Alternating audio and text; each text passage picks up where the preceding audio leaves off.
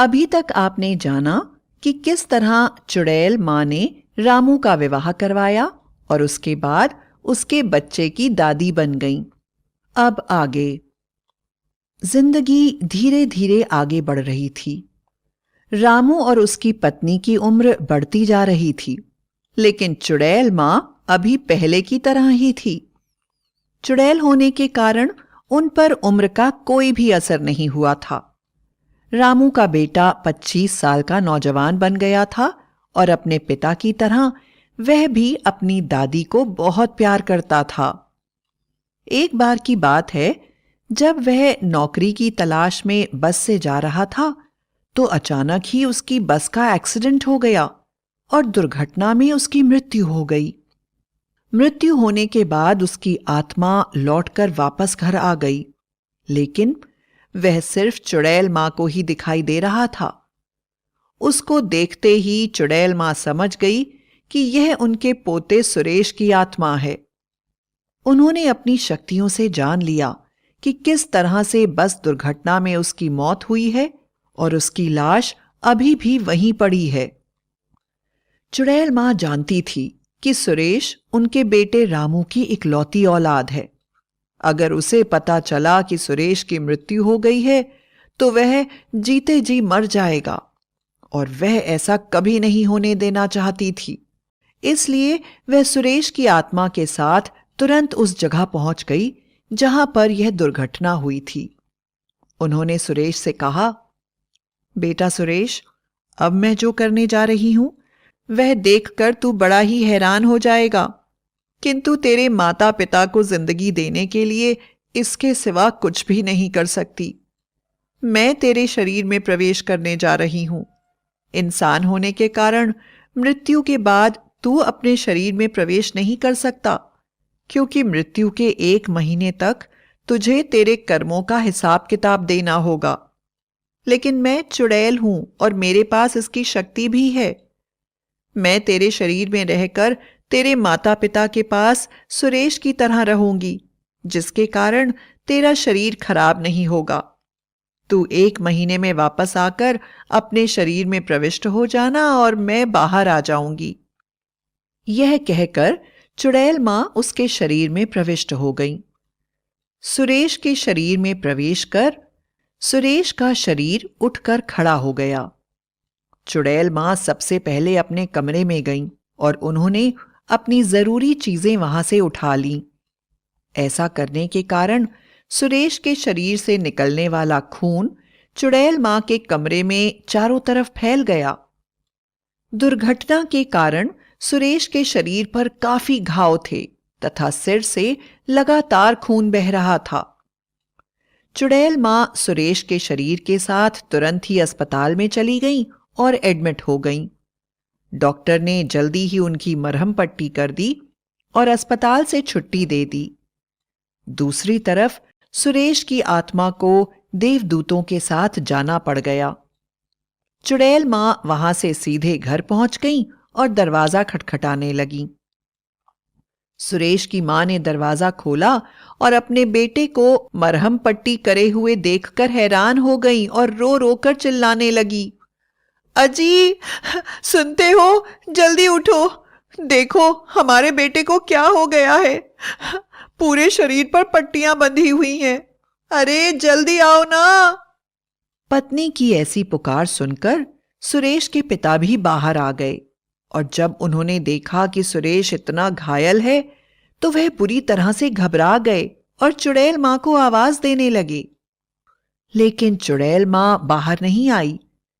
तब सुरेश के पिता ने सोचा कि शायद वह थककर सो गई होंगी और उन्हें आवाज नहीं सुनाई दे रही है, इसलिए वह उनके कमरे में गए। वहां जाकर उन्होंने देखा कि चुड़ैल मां वहां पर नहीं है और कमरा खाली पड़ा हुआ है, लेकिन वहां पर खून के निशान दिखाई दे रहे थे। रामू के मन में शक आया कि कहीं ऐसा तो नहीं कि चुड़ैल मां उसके सो जाने के बाद लोगों का शिकार करके उनका मांस खाती हो, वरना आखिर यहां खून कहां से आता। ऐसा ख्याल आते ही उसे चुड़ैल मां से नफरत होने लगी और वह अपनी पत्नी और बेटे सुरेश से बोला, चलो चलो अंदर चलो, माँ कमरे में नहीं है, लगता है किसी जरूरी काम से कहीं गई हैं। उन दोनों ने सुरेश को उसके कमरे में सुला दिया और फिर अपने कमरे में चले गए। वहां जाकर रामू की पत्नी ने उससे कहा, आप कह रहे थे चुड़ैल माँ कमरे में नहीं है, आखिर इतनी रात में वह कहां जा सकती हैं? हमें उनको चलकर ढूंढना चाहिए। पत्नी की बात सुनकर घृणा से रामू ने बोला, मुझे लगता है हमें चुड़ैल माँ की ज्यादा चिंता नहीं करनी चाहिए। आखिर है तो वह चुड़ैल ही ना। मैंने उनके कमरे में खून पड़ा हुआ देखा है, तब से मेरा दिल उनसे विरक्त सा हो गया है और मुझे चिंता खाए जा रही है कि आखिर कहीं उन्होंने किसी को मारकर खा तो नहीं लिया। आखिर वह अपना असली चरित्र कैसे छोड़ सकती हैं? दूसरी तरफ सुरेश को देवदूत पकड़कर ले गए और उसके कर्मों का हिसाब किताब होने लगा। धरती पर सुरेश के माता पिता को यह नहीं पता था कि उनके पुत्र की मृत्यु हो चुकी है और उनकी अपनी चुड़ैल माँ उन्हें इस दुख से दूर करने के लिए उनके बेटे के शरीर में रह रही है। जब सब लोग सुबह सोकर उठे तो पूरे गांव में शोर मचा हुआ था कि मुखिया जी का बेटा लापता है। रामू को जैसे ही यह खबर सुनाई दी, उसे पूरा विश्वास हो गया कि जरूर उसे उसकी चुड़ैल मां ने ही खा लिया होगा। मां के कमरे में जाकर वह जोर जोर से उन्हें पुकारने लगा, पर सुरेश के शरीर में होने के कारण वह बाहर नहीं आ पाई। रामू जोर से चिल्लाया और बोला, मुझे मालूम है तुम बाहर क्यों नहीं आ रही हो। तुम शर्म के कारण मुझसे आंखें नहीं मिला रही हो। तुमने मुखिया के बेटे को मारकर खा लिया है ना, इसलिए छिप गई हो। बाहर आ जाओ मां, मैं तुम्हें माफ कर दूंगा। सुरेश के शरीर के अंदर से चुड़ैल मां ने कहा, नहीं पिताजी, मुझे विश्वास नहीं है कि चुड़ैल मां ऐसा कर सकती हैं। जरूर वह किसी जरूरी काम में फंसी हुई होंगी, इसलिए आपके बुलाने पर भी सामने नहीं आ रही हैं। रामू ने फिर नफरत से कहा, अरे बेटा, तू नहीं जानता है तो आखिर चुड़ैल ही ना, कब तक अपनी असलियत छुपा सकती है। माना कि उन्होंने मुझे पाल पोस कर बड़ा करा है, लेकिन इसका मतलब यह नहीं है कि वह अब चुड़ैल नहीं रही। बैठे बैठे मन किया होगा तो मुखिया के बेटे को मार कर खा लिया होगा।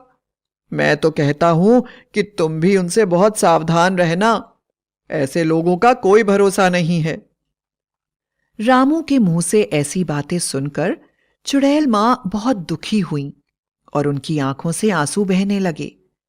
वह हैरानी से अपने बेटे रामू को देखने लगी कि जिसके लिए वह सब कुछ छोड़कर चुपचाप जी रही थी, वह उनके बारे में ऐसी बात कर रहा है।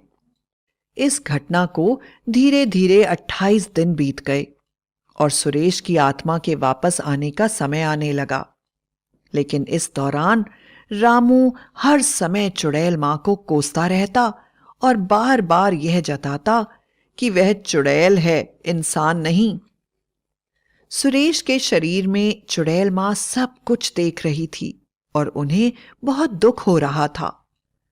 अचानक जब उनसे एक दिन सहा नहीं गया तो वह सुरेश के शरीर से निकलकर अपने कमरे में चली गईं। उन्होंने ऐसा इसलिए किया था क्योंकि 30 दिन हो गए थे और उन्हें पता था कि कुछ ही देर में सुरेश की आत्मा वापस आकर शरीर में चली जाएगी।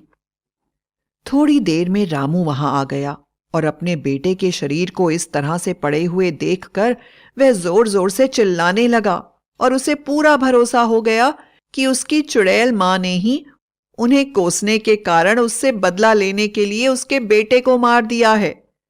वह चिल्लाने लगा, चुड़ैल मां, तुम्हें शर्म नहीं आती? तुम तो मां कहने के लायक भी नहीं हो। तुमने मेरे बेटे को मार दिया। मुझे पता है कि तुमने मुझसे बदला लेने के लिए मुझे ऐसा दुख दिया है। न जाने मेरी बुद्धि कैसे भ्रष्ट हो गई कि मैं तुम्हें मां समझ बैठा। क्या कभी कोई चुड़ैल भी किसी की मां बन सकती है? आखिर तुमने अपनी असलियत दिखा दी ना। मेरे बेटे को मार दिया। अभी वह यह सब कह ही रहा था कि अचानक सुरेश की आत्मा अपने शरीर में वापस आ गई और सुरेश उठकर बैठ गया और बोला, पिताजी, आप यह सब क्या बोल रहे हैं? अगर चुड़ैल मां नहीं होती तो आप लोग मुझे कभी नहीं पा पाते।